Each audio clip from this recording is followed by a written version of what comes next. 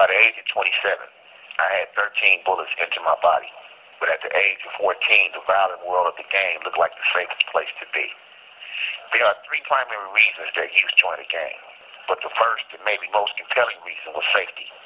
When you live in an environment where violence is commonplace and can erupt at any time, it's very alluring to have others around who can be depended on to always have your back. With the gang, we didn't have to face the streets alone. Another reason that youth join gangs is that economically disadvantaged blacks, Hispanics, and even whites live in a world that treats us with disdain. To be in an environment where we are accepted and can feel pride in ourselves as individuals and as members of our ethnic group is like an oasis in the desert. I joined the organization because I believe I can do something positive for the black community within the organization. People hear me say that, and they think my values are totally twisted. They see the violence of the gang and the havoc it wreaks on the community. And I don't deny that part is there. But the organization also did a lot of good. Our primary cause was homelessness. And we held regular fundraising concerts where we enlisted comrades who were well-known rappers, musicians, and other prominent figures to talk and perform. And the money would go to support the homeless and others who were unfortunate. A fair percentage of the money that we put into the community came from the illegal side of the gang because it was easy to make big money from the illegal side. But the goal of the gang was to help its members transition into a legal life. There are many ways in which we as a society failed Tay and other men like him. But in our defense, men like Tay construct armor early on in life that normally includes what he calls an aura of violence. The result is that we are afraid of guys like Tay and want to cage them where they won't get to us, rather than help them. An example of this is the tattoo on Tay's chest that says, "White Girl Killer." Here's Tay's story behind the tattoo. When I was a young teen in juvie, I had a counselor named Hilda Hawkins. Blacks, Latinos, and even some of the white boys called her Hitler Hawkins. Every day this woman would find some reason to ridicule, embarrass, or simply harass me and point out that someone like me could never be anything better than a thug. I hated this woman and the opinion she represented. Because of that, I had this period where if you were a white woman, I hated you as well. But I also knew that Hilda was the straw that broke the camel's back. By the time I was a young teen, I had already had my fill of wary looks from white women. Looks that said, is he going to do something to me? Or store clerks looking at me like I'm there to steal something. Or a white girl walking across the street to avoid passing me on the sidewalk. We black guys feel the wariness and distrust, the expectations that we're nothing but trouble, and it gets to us. It got to me. White girls represented the opinion of a world that would prefer the poor black boys like me weren't in it. It's hard to feel anything but hatred for that kind of opinion of you. But the truth is that I have never and would never knowingly hurt a woman or a child either. My commitment to that comes from experience. Until I was about 5, my life was pretty good. My mom was this warm and loving person that she is to this day, and always my biggest fan. My dad showed love by taking me fishing and including me in his hobby of raising pigeons. When I was about 5, Dad suddenly turned into a monster, and I learned from the experience that people could turn on you at any time without any notice. I have never been trusting of the world, and my lack of trust probably started with the time in my life. Starting at around the age of 7, I was the victim of sexual abuse at the hands of my father and a group of his friends. One member of this group was a female police lieutenant, which helped form my distrust of authority. My father justified the rape by telling me that he was preparing me for a world that would be even crueler to me. By the time my father got started on me, he had already been abusing my mother for a couple of years.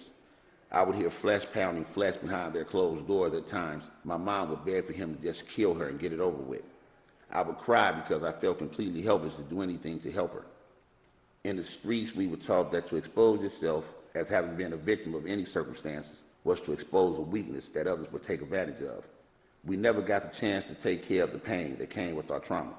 I viewed everyone as my enemy and wouldn't allow anyone to get close to me. We all have our defense mechanisms, and mine was always violence or keeping an aura of violence around me. I understood that by pushing people away, I was not giving myself the opportunity to get to the core of what was going on with me, but I didn't feel like I had a choice. I had a lot of emotions bottled up, but anger was the only emotion that was acceptable for a boy in my neighborhood. So I channeled all of it, grief, sadness, pain, and hopelessness, into anger. By the age of 12 or 13, I felt a hatred for the world so fierce and violent that it hurt to look into another person's eyes. But it doesn't take that kind of pain to set a kid on the path of destruction. Growing up poor, surrounded by people who feel hopeless, who lack belief in themselves, who work too hard for too little, who battle with depression and addiction, and underneath it all, very low self-worth. Growing up in a community where brutality is just what it is, these things can take a serious toll on the kid, especially when he feels like there's no safe place to talk about it or doesn't know how to talk about it. As I've gotten to know Tay, I've identified what I think are other reasons for his joining the gang, and I think these reasons apply to many other kids too. By the time Tay was introduced to the gang at the age of 14, he was accustomed to leading roles and high achievement. The gang harnessed many of Tay's gifts and talents and allowed him a place to continue to shine and satisfy his natural drive toward leadership. Tay sang in 2 talent contests and won first prize in both. He also excelled in any sport in which he participated and was asked to assist and coach Pee Wee football when he was still a kid himself. At the age of 9, he began his own drug business, and by the age of 13, purchased his first car and taught himself to drive. Around the age of 13, he was skipped 2 grades and was one of 20 gifted youth chosen from the entire San Francisco metropolitan area for a computer program sponsored by Chevron Standard. He also starred in a school play. Tay says, I had the biggest crush on my teacher, Miss Graham, and would do just about anything for her. She got me involved in theater, and I did a play in front of the entire school and their families called Mama by Paul Laurence Dunbar. I played the son, and one of my teacher's assistants played the mother. I got a standing ovation. Miss Graham's cousin was Alex Haley, the author of Roots. He came to see the show and told me I did a great job. That meant a lot to me. Tay illuminated another motivation for his choosing street life over straight life when he told this story.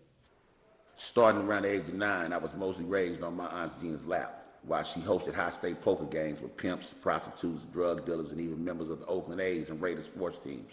I can earn up to $200 a night in tips in those games. That's a lot of candy money for a 9-year-old. At my aunt's house, people were wearing nice clothes, driving nice cars, and the food was always plentiful.